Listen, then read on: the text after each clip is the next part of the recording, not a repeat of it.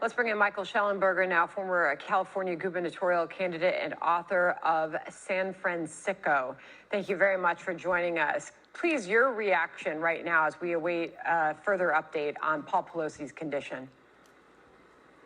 Well, yeah, thanks for having me. I mean, obviously, it's a horrible attack, and we should all condemn it. And anybody that's competed for public office should be concerned about this if political officials are indeed being targeted.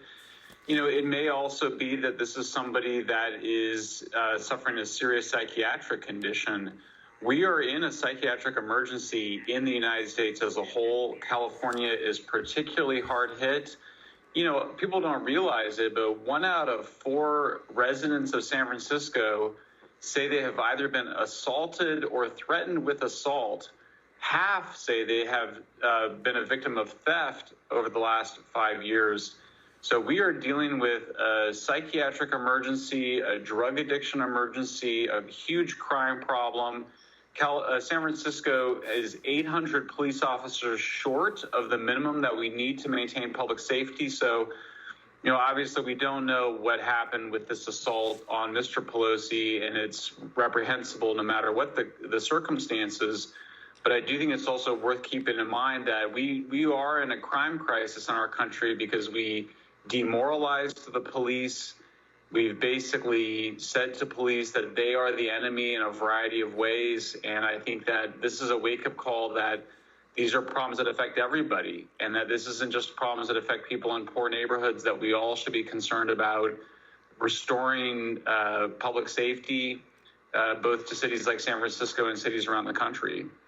You know, when you consider, Michael, that this was a very prominent member of San Francisco society, as well as the spouse of one of the most prominent politicians in our nation's recent history, and this person isn't protected against being assaulted, what are regular folks there in San Francisco to do?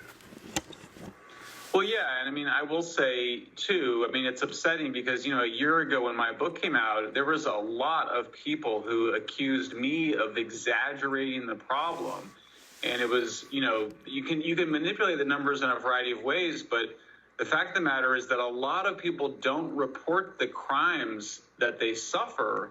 And so it really took a backlash against the local media in San Francisco, which is an extremely woke media, for the Chronicle to finally go and do a survey of the public and discover that, yeah, people weren't making this up. People really are suffering very high levels of crime and violence in San Francisco. It's not to say it's not the only city suffering from it, but you've seen this effort to basically de-police, to demonize the police, to reduce consequences for crime, to let repeat offenders out without any consequences.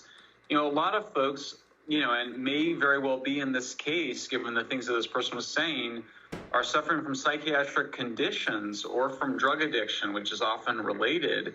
And the answer is not always long prison terms, but you do need to have some approach to mental health in our country. We're unlike other countries in that we don't have a single system that allows for proper psychiatric care for people experiencing mental distress. So I would hope that this incident and other incidents, no matter what's going on behind it, help to get us the kind of psychiatric care system that our country needs and has needed for decades. Really interesting perspective on all of this.